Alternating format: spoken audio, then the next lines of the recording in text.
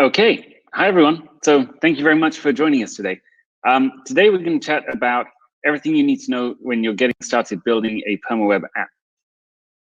And then we're going to have a kind of conversation and chat in the lounge area afterwards. So the first thing you need to know is that, Seb, can you see and hear me? And also, let's just hide this. Optimal. That's my desktop.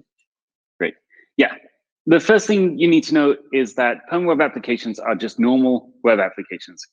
We've tried to build this system such that you can use it with your normal tools as much as possible. So that means in practice that you can build PermaWeb apps with HTML, CSS, and JavaScript. You typically bundle this stuff together into, describe it as your app, more or less. You deploy it to the PermaWeb somehow. You can get that application back by going to its transaction ID, or one of the various ways now of hooking a transaction ID up to a human readable name. And then from there, you can have the application itself interact with the network. So it might query the network using GraphQL, or it might interact with a SmartWeave contract, or it might write data to the network. Those are typical things it can do. But in total, this allows you to build fully decentralized, fully dynamic web applications. And yeah, we're going to get into all of the different components and the different tools that you might use in order to do this in today's session. But I think first, the most important thing to do is understand where you can get help if you get stuck. So the Arweave community has built an amazing array of, I would even say a plethora of different tools at this point that can help you build web applications. But they're not necessarily well ordered because it is just naturally a decentralized network and decentralized community. So you need to know more than anything actually where you can go to get help. And then there are people there and information there that will route you around the ecosystem. So the first thing is the Arweave wiki. This is available at rwiki.wiki, which is a interesting naming choice.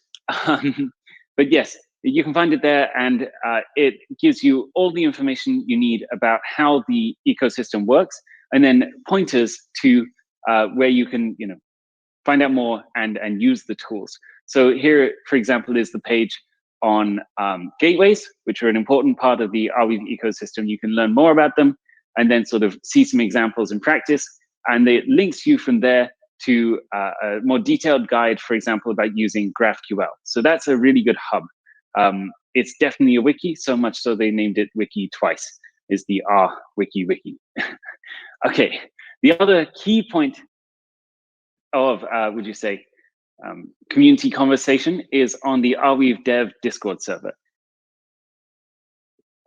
If you're not here already, then you should definitely join today. Just go to arweave.org and you'll find a link for how you can get involved there.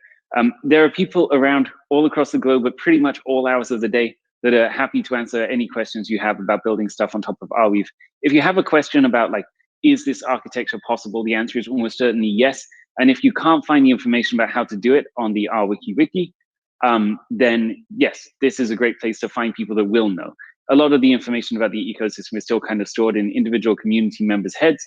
So you can speak to them here live and get all the information you need. The Arweave core team is, of course, always around the Discord as well. So in general, this is the fastest way to get feedback and get answers to questions that there is. It's more effective actually than speaking to the core team directly, because we're all here already reading the stuff that's happening in the server. But there are many other people outside of the core team that might be reading and might be able to help you with your problem. And so typically you can get a response here more or less real time.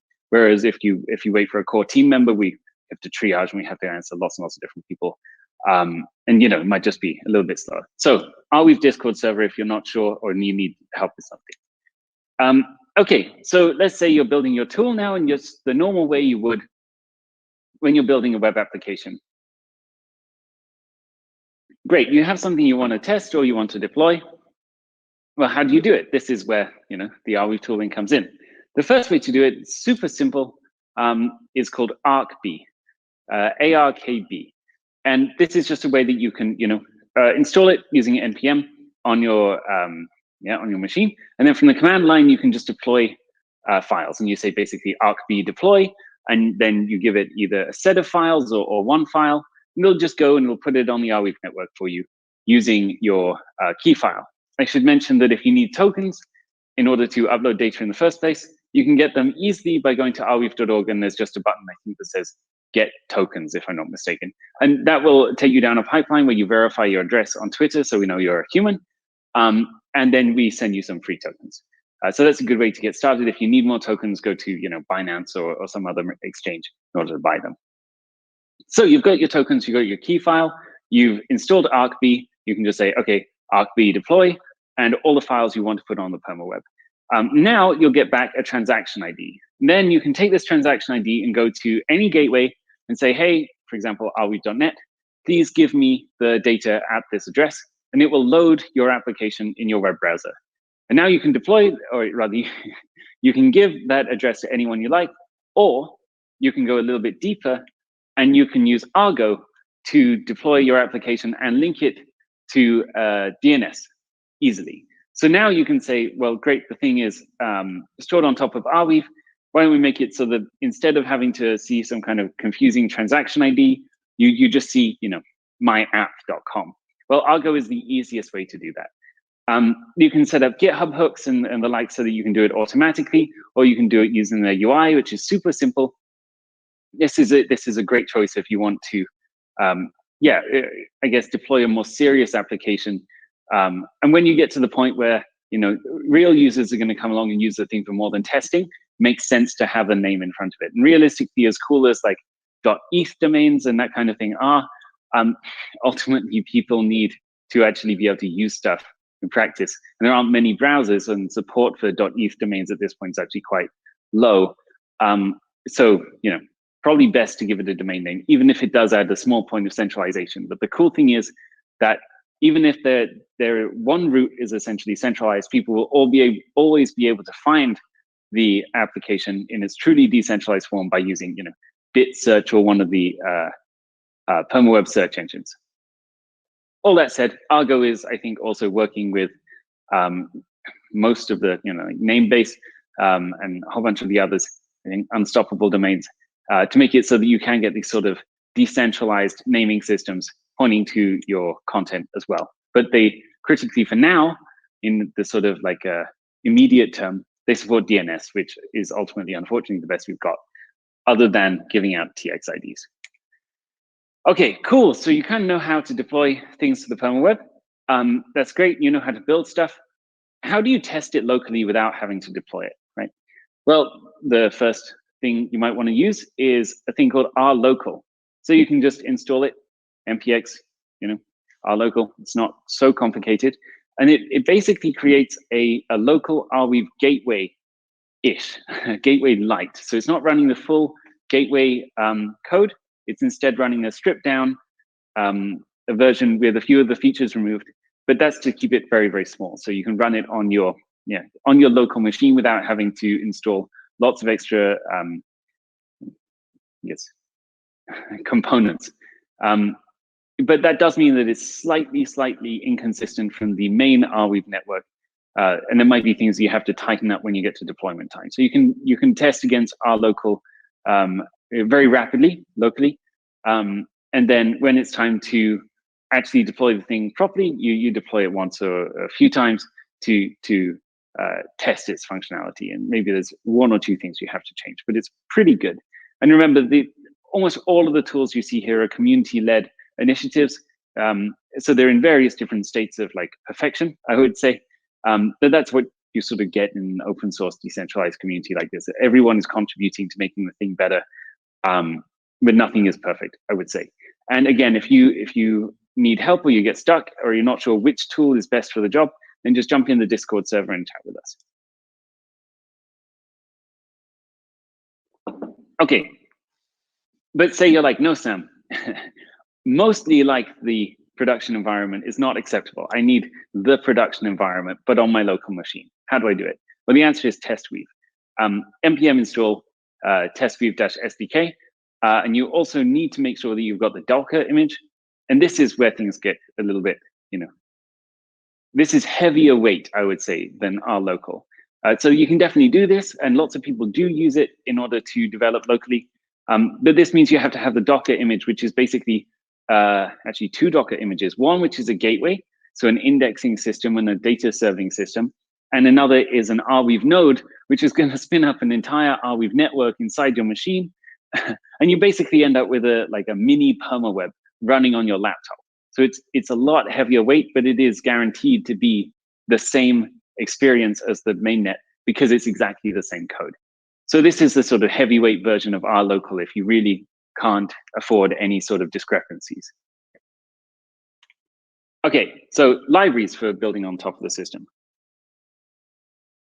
There's a lot. There's actually probably a library for the top 20 most popular languages, or virtual machine environments. So like the JVM has a library for using Scala, but it's also, of course, compatible with basic Java as well.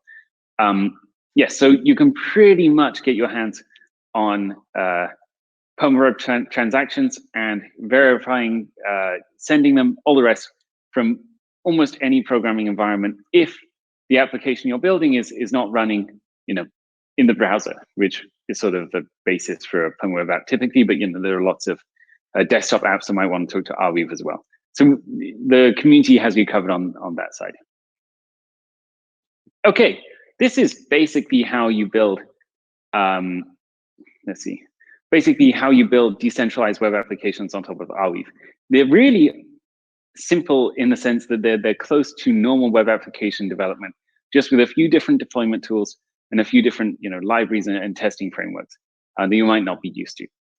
One extra component on top of this is SmartWeave. This allows you to create smart contracts, which allow you, I think, the most important thing that they enable in this environment is you to program incentives in your Web3 application. So in your PermaWeb app, making it so that you can program rewards for people for doing certain actions, and potentially security guarantees, like having people stake when they do a certain action in your application, such that they can be slashed if they're doing something that the rest of the crowd finds to be socially negative, let's say. Okay, but SmartWeave at its underlying, at the basic level, is just a lazily evaluated smart contract system written in JavaScript. So the interesting thing about SmartWeave is that instead of having a model where all of the code needs to be run on someone else's machine, like Ethereum or pretty much every other smart contracting system out there, SmartWeave doesn't execute code at all, really. What it is actually saying is, let's come to consensus about the program, the initial state of the program, and the interactions that are going into that program. The program is a contract. And then let the users execute. And what this means is that now the developer and the user have a direct trust relationship, much in the same way that if I build a piece of desktop software and you download it and you run it on your machine, you, the user, are trusting me, the developer, and there's no one else involved. Whereas in a traditional smart contracting system, if I, as a developer, make a smart contract, I deploy it, a node has to execute it in order for you, the user, to take part in it. And that means that the environment has to be locked down much, much more, because I could write some malicious code and then some poor node operator would have to execute it. Well, SmartWeave gets around this and says, okay, by just moving computation to the user, we can write smart contracts in pretty much any programming language. We chose JavaScript as the base one because we're really thinking about web smart contracts. And of course, JavaScript is the universal language of the web at this point. Yes, so it essentially just changes that security model. And it means that you can do all sorts of things that you couldn't do in the node executed model because it would be too unsafe. So this frees you up to more or less write smart contracts exactly as you want in a typical JavaScript environment. Like, there aren't really any restrictions on it at all.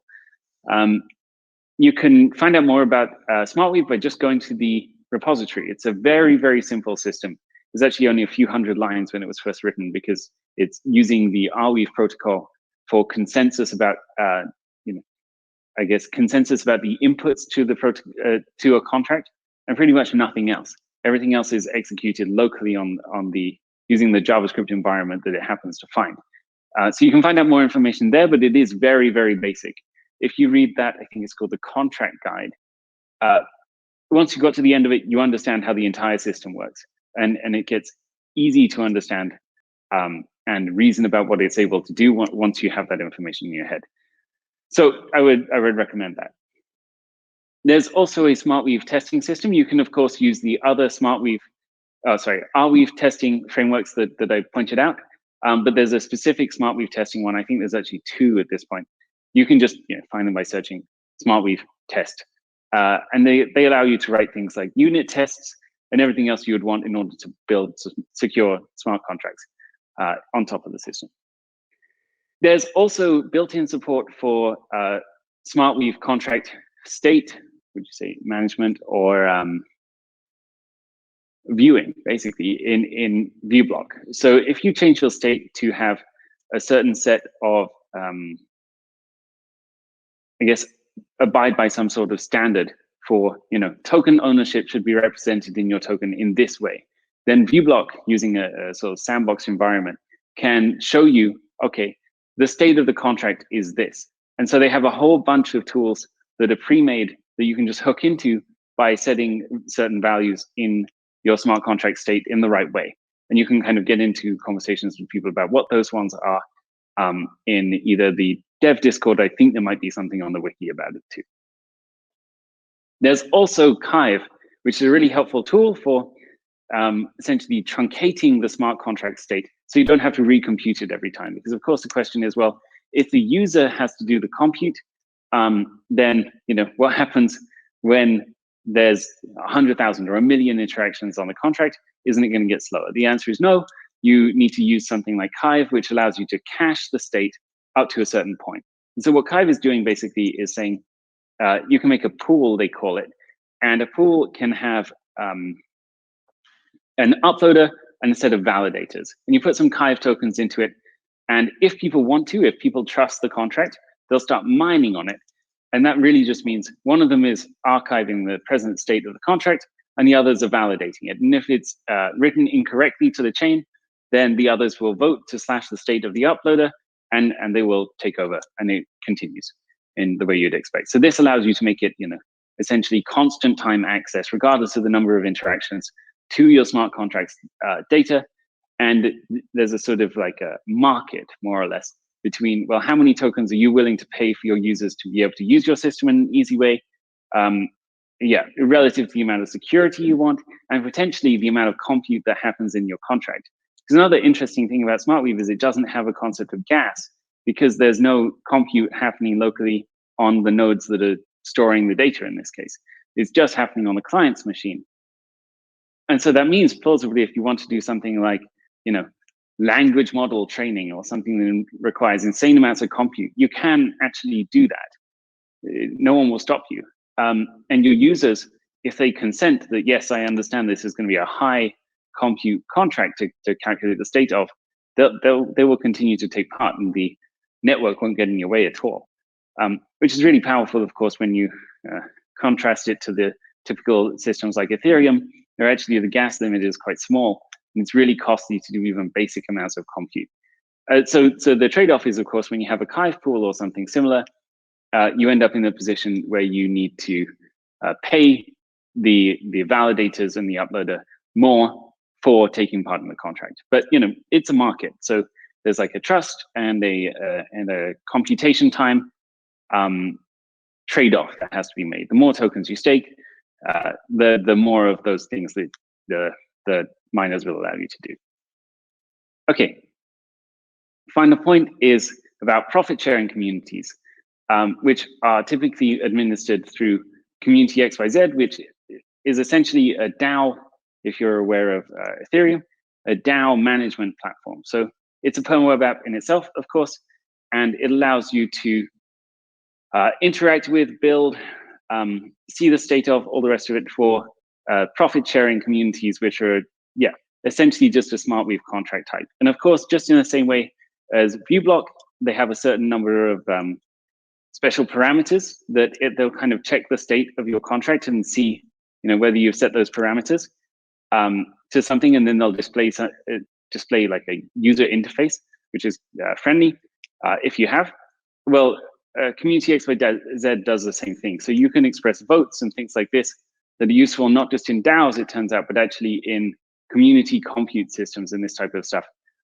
It'll show this all in a very, very elegant way if you wanted to. Okay, so that was a kind of whirlwind tour around the Arweave ecosystem. There's going to be a lot of stuff there that you potentially missed or you're going to want to come back to later. The easy way to do that is just go to rwiki.wiki and then find your way around. And yeah, all of the references are already there. And if you can't find what you're looking for, just go to the Arweave Discord server and just chat to us and someone will point you in the right direction. All right, thank you, everyone.